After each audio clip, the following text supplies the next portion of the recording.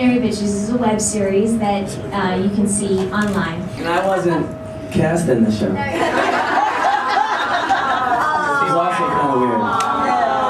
Guys, welcome to the first ever, the exclusive Imaginary Bitches event. The beautiful Ethan Regal, Elizabeth Henderson, Mark, who jerks off, also known as Greg, and writer Andrew Miller. I am TV's Bob Guinea, and I'm holding many editions of the video that you can get signed here tonight exclusively. I'm going to turn it back over to these guys. Eden's friends are all in relationships, and they all think that, you know, being in a relationship is the end-all be-all, and clearly there's something wrong with Eden for not being in one, so they set her up with this catch named Mark.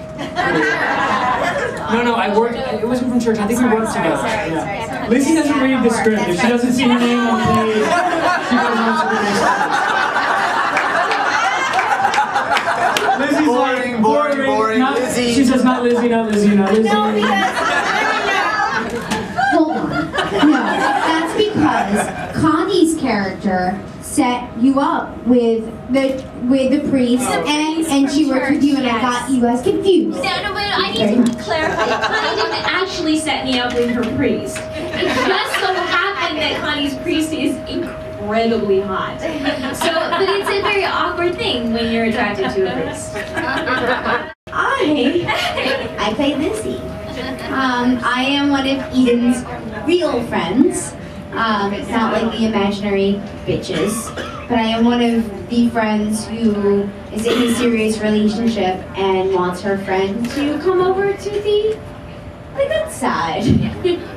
So, her friends, what he was sort of explaining is that we say, come over, why don't you meet this guy, so, and just be, and then my character also has an imaginary experience of her own, and has an imaginary wedding, where her boyfriend breaks up with her, and then all of a sudden she is so freaked out by it all that she all of a sudden comes up with an entire imaginary wedding in her head, and then real. But I'm real, yes, but I have an imaginary experience. Yes. And the only person that I know that would ever understand what I'm going through is Eden's character, who has imaginary friends. The idea is that sometimes people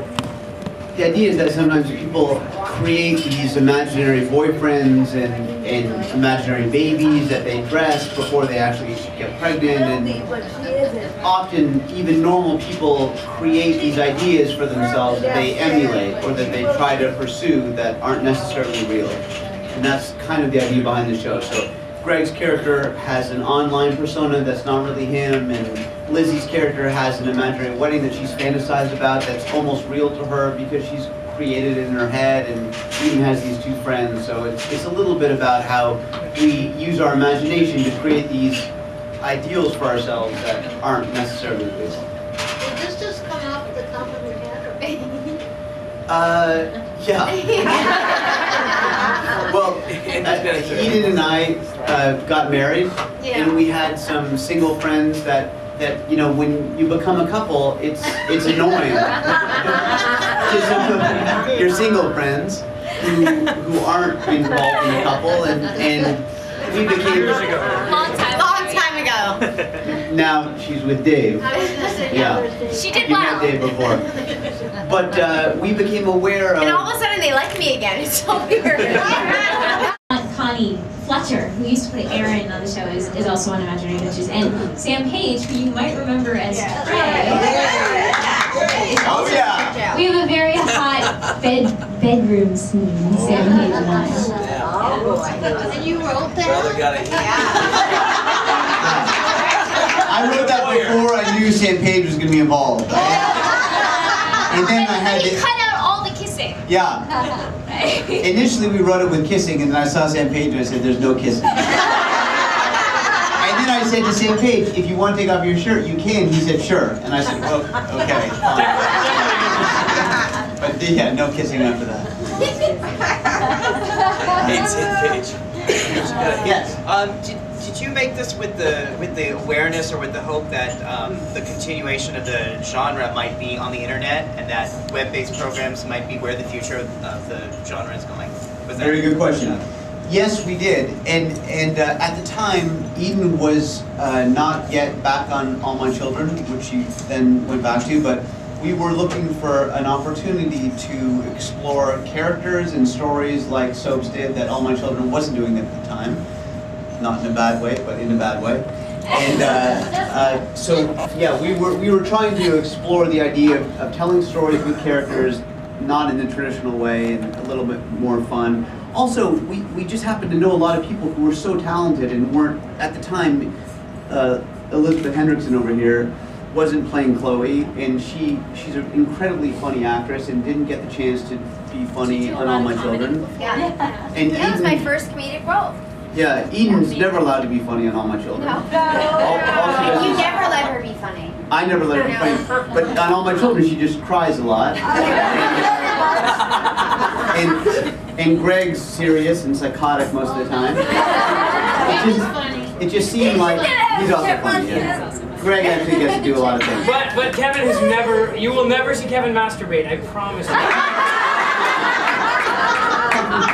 Talk about how the series was born. The series was born, there was a writer's strike in Hollywood, and I was picketing outside of Young and the Restless, coincidentally, with the then head writer of Young and the Restless, Lynn, who was then fired. I would come out on my breaks and be like, yeah, SAG in solidarity. Greg and Sheila. Sheila. Who played Sheila on the show? Kimberly. Proud. Yeah. Smart lady over here. Yeah, I guess Kimberly probably. Because she was also born for Charles. Ah. So Do you like that collective? We were rehearsing that. It felt natural. So we were walking in circles for hours and hours in front of CBS, and except for the times when Eden and I went in to watch Cameron Matheson Dancing with the Stars. We had to cross the picket line in order to watch Cameron. With all my writer friends just to see Cameron, who ended up losing anyway, so who cares? You know, people say that it is a bit raunchy, but it has a lot of heart. You know, like I think it all comes from a really sweet place, actually. I don't know. No, I think honestly, the raunchiness is reality. I mean, it's not like we're trying to. I never felt like anytime the raunchiness was trying to like play the joke of it all. It was always just sort of. It was usually a real life situation that just happened to be raunchy.